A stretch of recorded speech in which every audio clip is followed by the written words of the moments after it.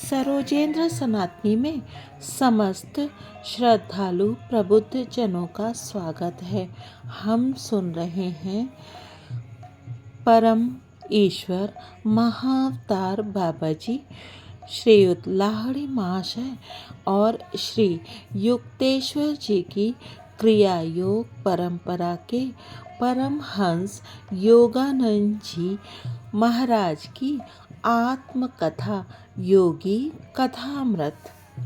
अभी तक की कथा में हमने सुना कि अपने गुरु जी के पास जाकर के योगानंद जी को किस प्रकार के अनुभव हो रहे थे और वो उनका वर्णन किस प्रकार कर रहे हैं।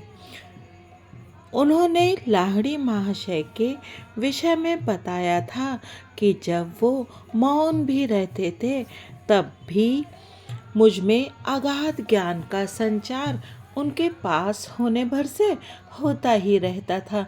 अब आगे की कथा सुनते हैं।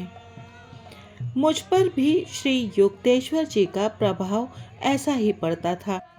यदि मैं कभी चिंतित या अनमनस्क मन से आश्रम में प्रवेश करता तो मेरी मनोवृत्ति अगम्य ढंग से बदल जाती।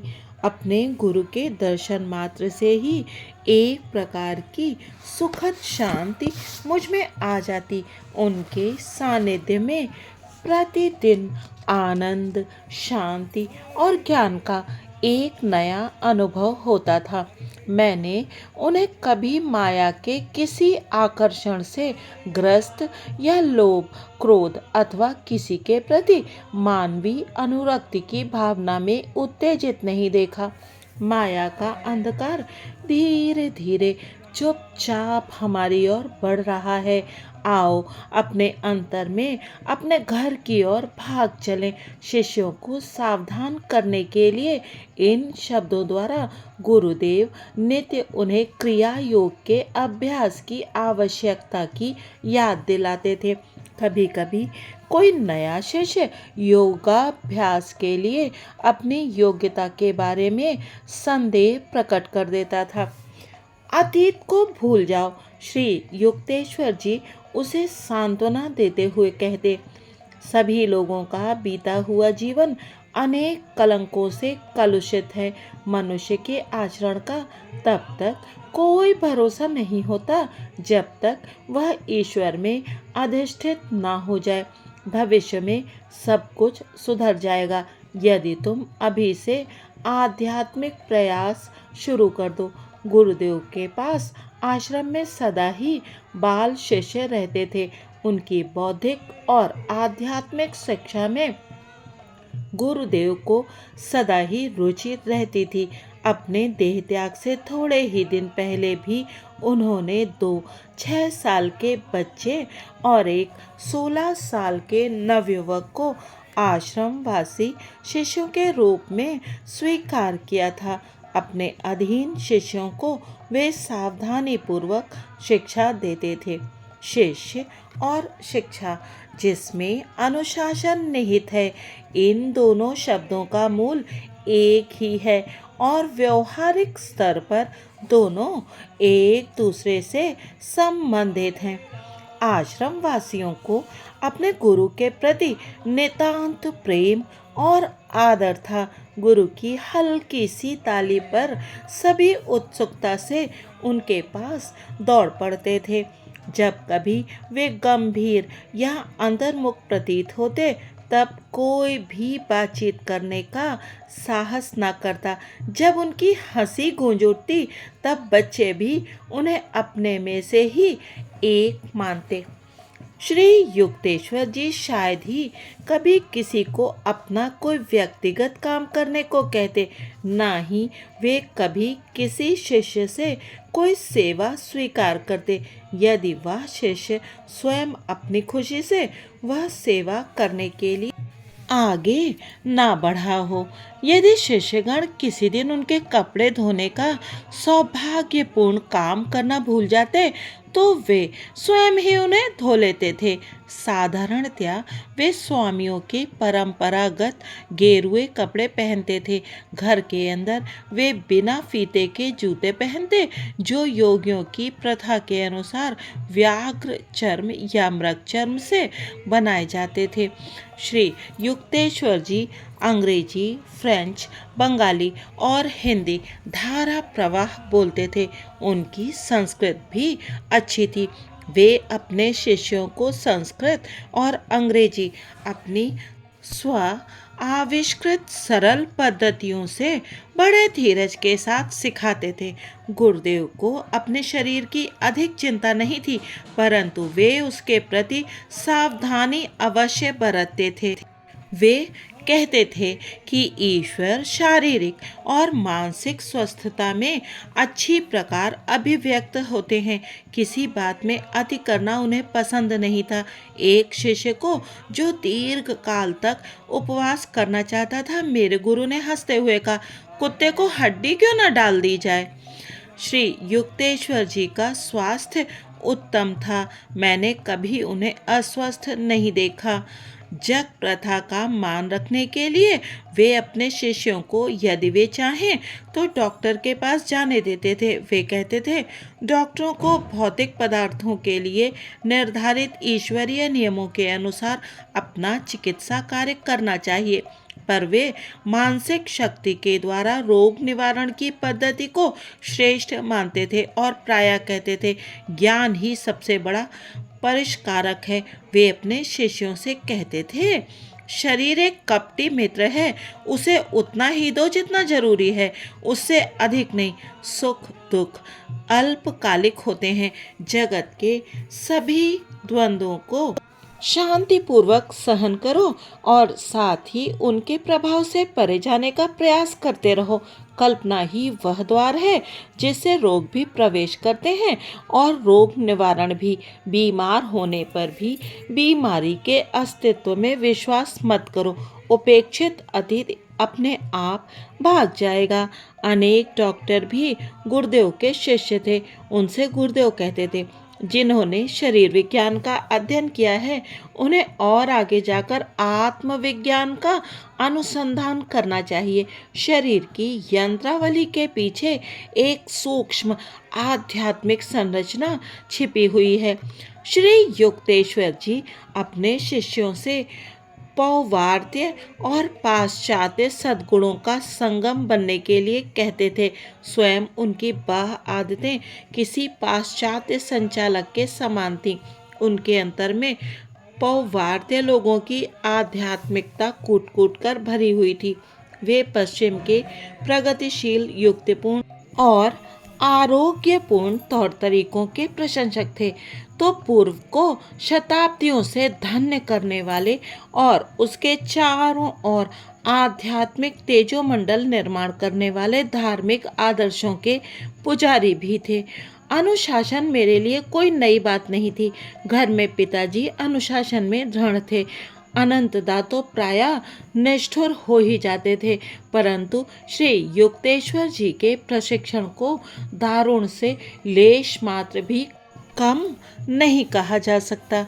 चाहे तात्कालिक व्यवहार में हो या साधारण आचार के सूक्ष्म अर्थों में हो, मेरे गुरु अपने शिष्यों की छोटी से छोटी गलती की भी खूब आलोचना किया करते थे। शिष्टाचार का पालन यदि निष्कपटता पूर्वक न किया जाए तो वह मृत सुंदर नारी के समान है। वे प्रसंग पढ़ने पर कहते थे, सभ्यता रहित स्पष्टवादिता डॉक्टर की छुरी के समान है, जो गुणकारी तो है परंतु अप्रिय लगती है। सौजन्य युक्त स्पष्टवादिता लाभदायक भी है और अच्छी भी लगती है। गुरुदेव मेरी आध्यात्मिक उन्नति से संतुष्ट लगते थे, क्योंकि उसके बारे में वे शायद ही कभी टिप्पणी करते थे। अन्य बातों में फटकारें सुनना नित्य की बात थी।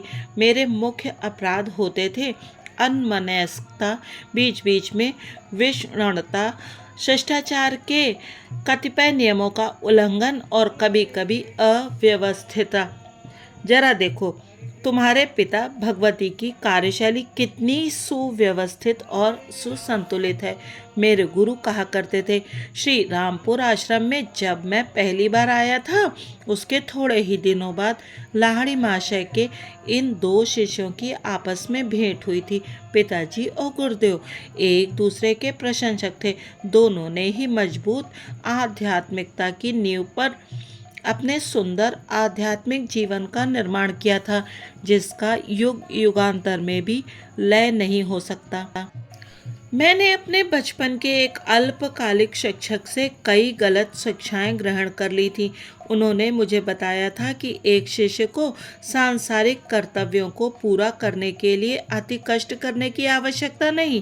जब कभी मैंने अपने कार्यों की उपेक्षा की या उन्हें लापरवाही से संपन्न किया, तब किसी ने मुझे कभी डांटा फटकारा नहीं।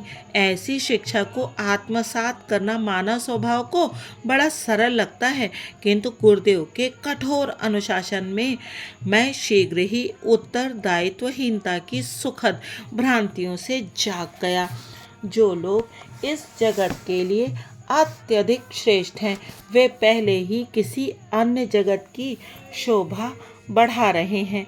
श्री युक्तेश्वर जी ने एक दिन कहा, जब तक तुम इस धरा की मुक्त हवा का श्वास ले रहे हो, तब तक बदले में कृतज्ञतापूर्वक सेवा देना तुम्हारा कर्तव्य है।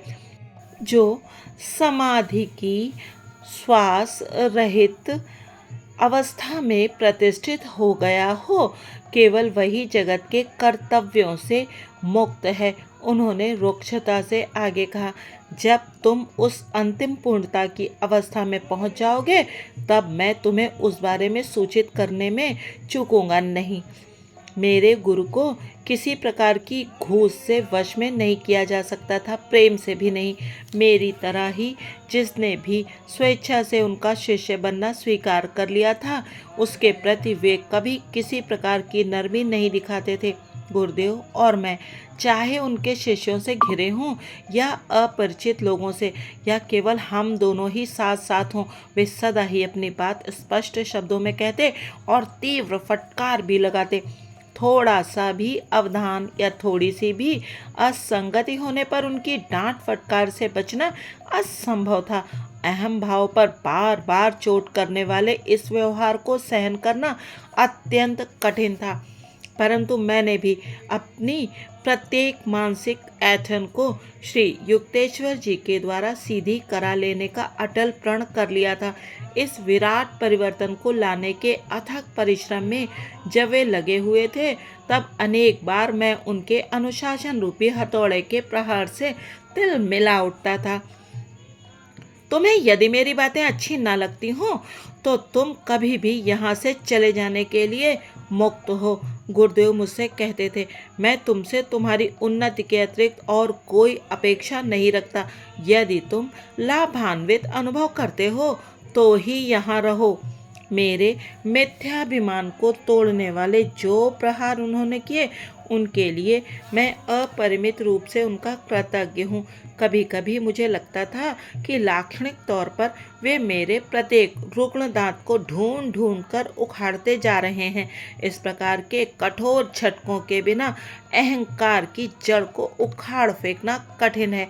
अहंकार के जाते ही ईश्वर के अंदर आने का मार्ग निष्कंटक बन जाता है, अन्यथा स्वार्थ के कारण पत्थर बने हृदयों को भेद कर अंदर आने का ईश्वर का प्रयास व्यर्थ हो जाता है। श्री युक्तेश्वर जी का अंतर्ज्ञान अंतर्भेदी था। ऊपर ऊपर कोई चाहे जो भी कह रहा हो, वे प्रायः उसके अव्यक्त विचारों का उत्तर देते थे। कोई व्यक्ति जिन शब्दों का प्रयोग कर रहा हो, उनमें और उनके पीछे विद्यमान वास्तविक विचारों में जमीन आसमान का अंतर हो सकता है। मेरे गुरु कहते थे, शांत मन से मनुष्यों के शब्दाडंबर की अस्त व्यस्तता के पीछे छिपे विचारों को पहचानने का प्रयास करो। दिव्य अंतर्दृष्टि द्वारा प्रकट किए गए रहस्य सांसारिक कानों को प्रायः कटु लगते हैं। ओछे शिष्यों में गुरुदेव लोकप्रिय नहीं थे। विवेकी समझदार लोगों में जो संख्या में सदा ही थोड़े रहते हैं, उनके प्रति गहरी श्रद्धा थी। मैं विश्वासपूर्वक यह कह सकता हूँ कि श्री युक्तेश्वर जी भारत में सर्वाधिक लोकप्रिय गुरु होते यदि उनकी वाणी इतनी स्पष्ट और कटु आलोचनात्मक न होती। जो मुझसे शिक्षा प्राप्त करने मेरे पास आते हैं, उनके साथ मैं अत्यंत सख्त होता हूँ। उन्होंने मेरे समक्ष स्वीकार किया, यही मेरा तरीका है, चाहो तो उसे स्वीकार करो या छोड़ दो। मैं कभी समझौता नहीं करता, परंतु तुम अपने शिष्यों के साथ कहीं अधिक सहृदय रहोगे, वही तुम्हारा तरीका है। मैं केवल कठोरता की अग्नि में तपाकर ही शुद्ध करने का प्रयास करता हूँ। इस अग्नि की तप्तता साधारण सहन शक्ति से परे होती है। प्रेम का सौम्य तरीका भी परिवर्तन ला सकता है। विवेक और ज्ञान के साथ यदि उपयोग किया जाए तो कठोर और कोमल दोनों ही तरीके समान रूप से प्रभावकारी हैं। फिर उन्होंने आगे कहा, तुम्हें विदेशों में जाना पड़ेगा, जहाँ अहम पर निर्दय प्रहार पसंद नहीं किए जाते। वहाँ के लोगों के अनुरूप धैर्य और सहनशीलता के पर्याप्त भंडार के बिना कोई गुरु पाश्चात्य जगत में भारत के संदेश का प्रचार प्रसार नहीं कर सकता। यह ना बताना ही अच्छा होगा कि अमेरिका में कितनी ही बार गुरुदेव के इन शब्दों की याद मेरे मन में ताजा हो उठी। मेरे गुरु के अत्यंत स्पष्ट बोलने के कारण इस पृथ्वी पर उनके जीवन काल में बड़ी संख्या में उनके शिष्य तो नहीं बने, परंतु उनकी शिक्षाओं का अध्ययन और उनका अभ्यास करने वाले सच्चे शिष्यों की निरंतर बढ़ती संख्या के माध्यम से उनका ज्ञान आज भी विश्व में जीवित है। सिकंदर जैसे योद्धा भूमि पर स्वामित्व स्थापित करने की चेष्टा करते हैं, श्री युक्तेश्वर जी जैसे सिद्ध पुरुष उससे भी आगे जाकर मनुष्यों की आत्माओं को जीत लेते हैं। गुरुदेव की यह रीति थी कि वे अपने शिष्यों की साधारण नगण्य त्रुटियों को भी एक प्रकार की अर्थ गर्भित गंभीरता के साथ बताते थे। एक दिन श्री युक्तेश्वर जी का दर्शन करने मेरे पिताजी श्री रामपुर आए। पिताजी को संभवतः यह आशा थी कि उन्हें मेरी प्रशंसा सुनने को मिलेगी। मेरी त्रुटियों का लंबा वर्णन सुनकर वे स्तब्ध रह गए। वे तेजी से मुझसे मिलने आए। तुम्हारे गुरु की बातें सुनकर तो मुझे लगता है कि तुम पूरे चौपट हो गए हो। पिताजी की अवस्था हंसने और रोने के बीच की थी। इस अवसर पर श्री युक्तेश्वर जी के मुझ पर कोप का एकमात्र कारण ये था कि मैं उनके सौम्य संकेत की ओर कोई ध्यान न देकर एक व्यक्ति को आध्यात्म मार्ग पर लाने का प्रयत्न कर रहा था। संतप्त होकर मैं तेजी से गुरुदेव के पास जा पहुंचा। मुझे देखते ही उन्होंने अपनी दृष्टि नीची कर ली, जैसे अपने अपराध का उन्हें बोध हो। यह एकमात्र अवसर था जब मैंने उस दिव्य सिंह को अपने सामने विवश पाया। मैंने उस अनूठे क्षण का पूरा लाभ उठाया। गुरुदेव, आपने मेरे विस्मयचकित पिताजी के सामने मेरी इतनी निर्दय आलोचना क्यों की? क्या यह उचित था? मैं फिर कभी ऐसा नहीं करूँगा। श्री युक्तेश्वर जी के स्वर में क्षमा याचना थी। मैं तत्काल निरस्त्र हो गया। उस महान पुरुष ने कितनी तत्परता से अपनी भूल स्वीकार कर ली। उसके बाद उन्होंने फिर कभी पिताजी की मन शांति तो भंग नहीं की, परंतु जहाँ चाहे जब चाहे मेरी अच्छी खासी खबर लेना उन्होंने जारी रखा। श्री युक्तेश्वर जी के साथ नए शिष्य भी कई बार दूसरों की सांगोपांग आलोचना करने लगते, जैसे गुरु के समान ही ज्ञानी निर्दोष विवेक की मूर्तियां हों। परंतु जो आक्रमण करता है उसे अपने बचाव की भी पुरजोर व्यवस्था रखनी चाहिए। गुरुदेव ने जैसे ही उन पर छिद्रान्वेषी शिष्यों पर अपने विश्लेषणात्मक तर्क से कुछ एक तीर सबके सामने चला दिए, सब के सब रॉकेट के समान वहां से भाग निकले। उन भगवानों पर प्रतिक्रिया व्यक्त करते हुए श्री युक्तेश्वर जी विनोद पूर्वक कहते थे, आलोचना के हल्के से स्पर्श से भी बिदक जाने वाली संवेदनशील आंतरिक दुर्बलताएं शरीर के उन रोगग्रस्त अंगों के समान है जो जरा सा हाथ लगाने से ही झटका मारकर पीछे हट जाते हैं। अनेक शिष्यों के मन में गुरु के बारे में एक पूर्व निर्धारित कल्पना होती है, जिसके आधार पर वे गुरु के शब्दों और कार्यों को आंकते हैं। ऐसे लोगों को प्रायः यह शिकायत रहती थी कि वे श्री युक्तेश्वर जी को समझ नहीं पाए और ना ही तुम ईश्वर को समझते हो। एक अवसर पर मैं बरस पड़ा, तुम यदि एक संत को समझ पाते तो स्वयं संत बन जाते। सृष्टि के अरबों रहस्यों का भेद हम जान नहीं पाए। यहाँ तक कि प्रति क्षण हम जिस हवा का श्वास लेते हैं वह हवा भी हमारे लिए अगम्य है। तब भी क्या कोई ये सोचने का साहस करे कि एक सिद्ध पुरुष के अथाह स्वभाव का ज्ञान उसे तत्क्षण हो जाए। अनेकों शिष्य आते रहे और सामान्यतः चाहते रहे, जो आसान मार्ग चाहते थे, जिसमें उन्हें आते ही सहानुभूति मिले और उनके गुणों की सुखद सराहना हो। उन्हें श्री रामपुर आश्रम में निराशा ही हाथ लगती थी। गुरुदेव अपने शिष्यों को आश्रम और अनंत काल तक संरक्षण एवं मार्गदर्शन देने के लिए तैयार थे, परंतु अनेक शिष्य संकीर्ण वृत्ति से अपने अहंकार की तृप्ति भी चाहते थे। विनम्रता की अपेक्षा जीवन की असंख्य अवमाननाओं का वर्णन करके वे आश्रम छोड़कर चले गए। उनकी आध्यात्मिक रुग्णता के लिए श्री युक्तेश्वर जी की सूर्य के समान प्रखर ज्ञान किरणें उनके लिए दुस्सह थीं।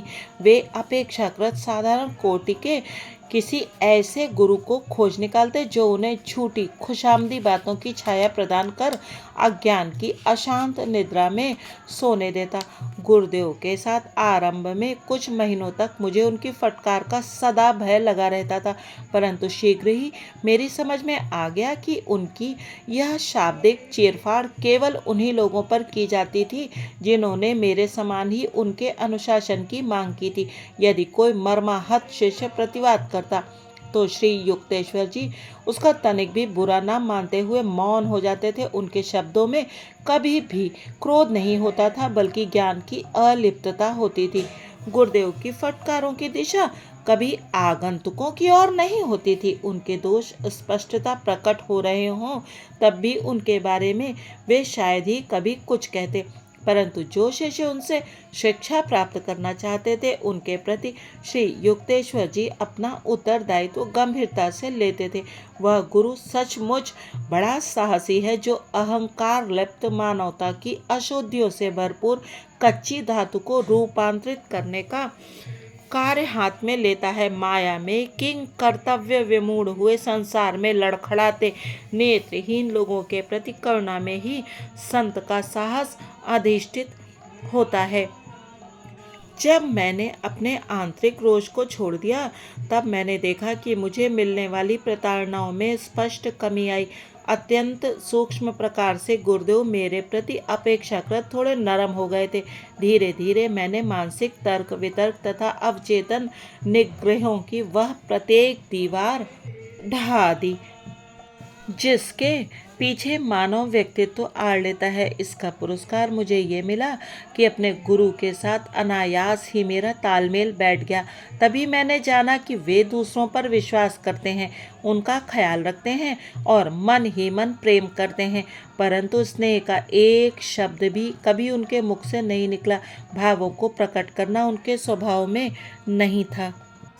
मेरा अपना स्वभाव मुख्यतः भक्ति प्रवण है, पूर्ण ज्ञान की प्रतिमूर्ति, किंतु प्रत्यक्ष रूप से भक्ति शून्य दिखाई पड़ने वाले अपने गुरु को कठोर आध्यात्मिक गणित की भाषा में बातें करते देखकर मैं शुरू में व्याकुल होता था, परंतु ज्यों ज्यों उनके स्वभाव के साथ मेरा तालमेल बैठता गया त्यों त्यों मैंने अनुभव किया कि ईश्वर के प्रति मेरी भक्ति में किसी प्रकार की कमी आने के बदले वृद्धि ही होती गई।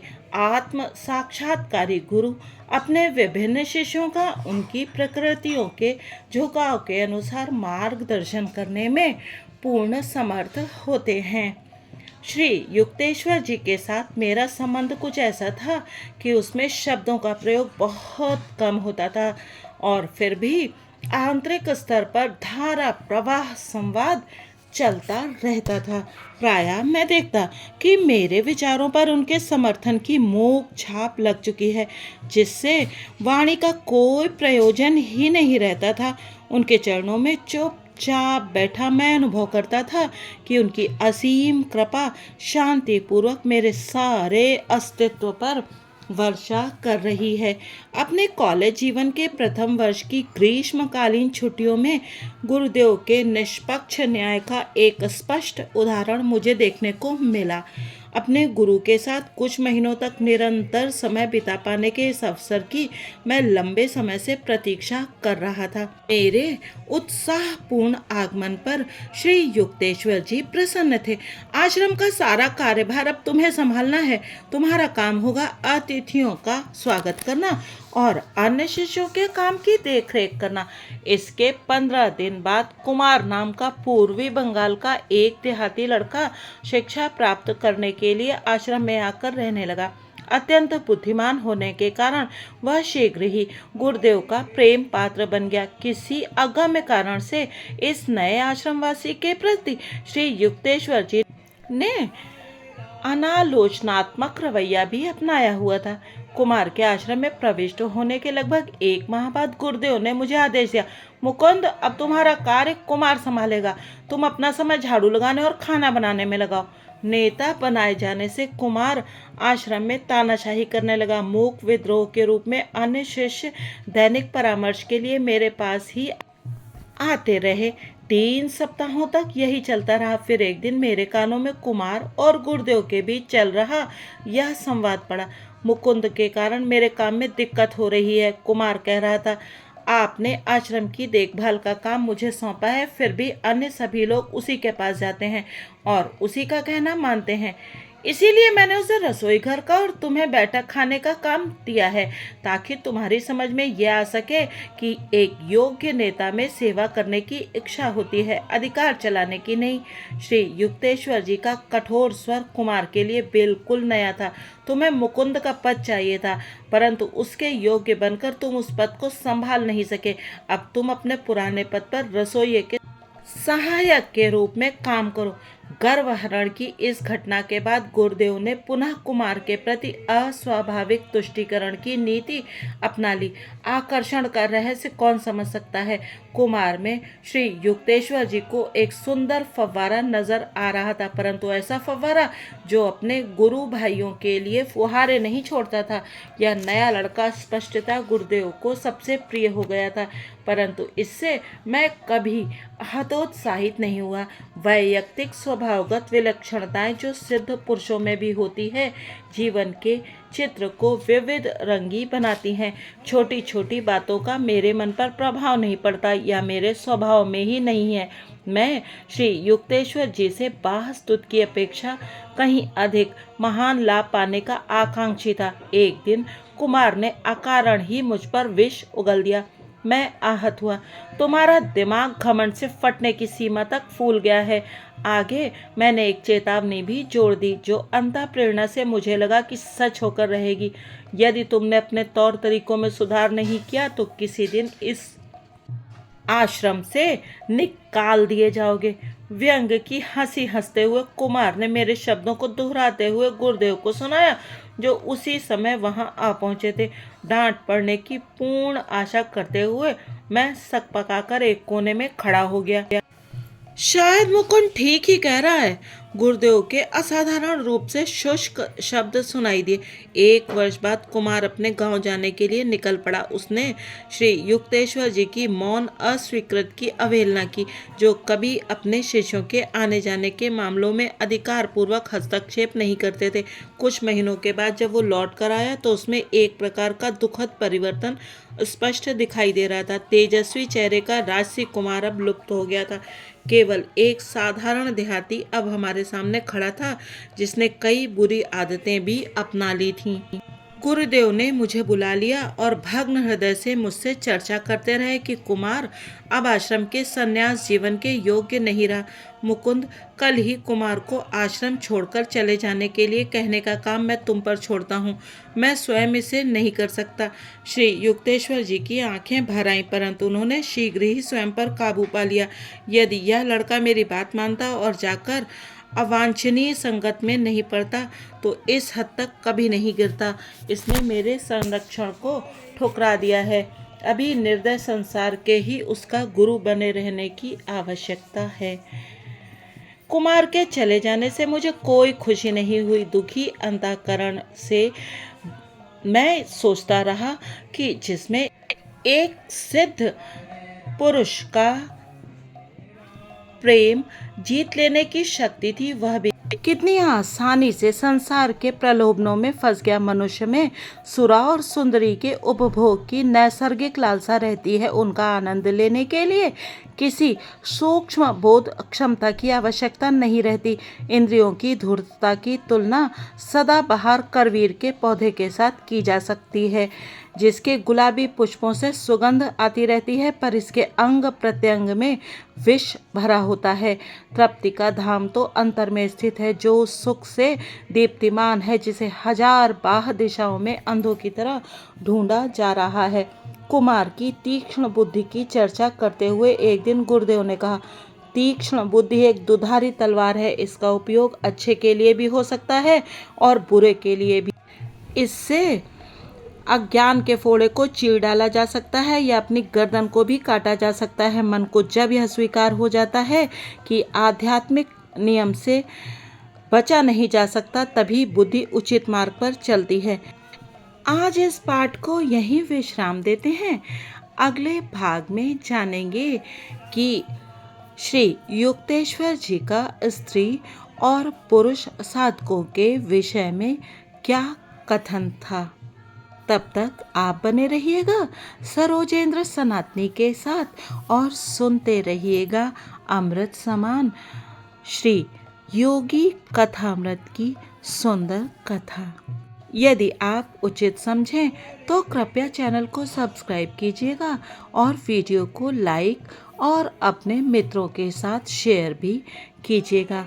आपका बहुत बहुत धन्यवाद।